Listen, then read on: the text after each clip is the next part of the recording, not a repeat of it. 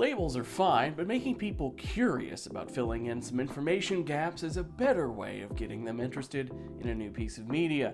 Hi, I'm Gavin Gaddis, head of content at Sounds Profitable. Let's talk about a new article from Tom Webster at Sounds Profitable this week, one of our top stories in today's issue of the Download newsletter, Better Podcast Marketing and the Curiosity Gap. Tom talks about one of his favorite bands that he shares with his wife, Boards of Canada, and how you could recommend Boards of Canada to someone by simply saying they make lo-fi electronica. But if you get into why the band is called Boards of Canada, you create a curiosity gap that motivates people to look into it.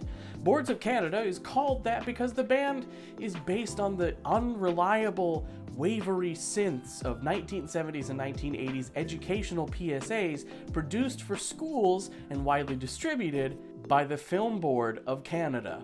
A description like this can make one nostalgic for an idea of the 1970s and 1980s that isn't normally captured in pop culture and thus leaves people feeling they want more.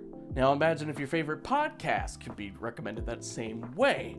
Labels are perfectly fine, but when it comes to recommending podcasts to people who don't actively listen to podcasts already, people who would listen to podcasts if they had a good reason to, which Sounds Profitable's research has found there are quite a few, creating those curiosity gaps might just be the thing. That'll do it for today's issue of the Download Distilled, where I tell you one of the top stories from our daily newsletter. You can go to soundsprofitable.com right now to read the full newsletter with all our top stories covered, as well as subscribe to get future issues. I'll see you tomorrow for the recap, where I'll go in depth on one of these stories I've covered this week. I'll see you then. Have a good one.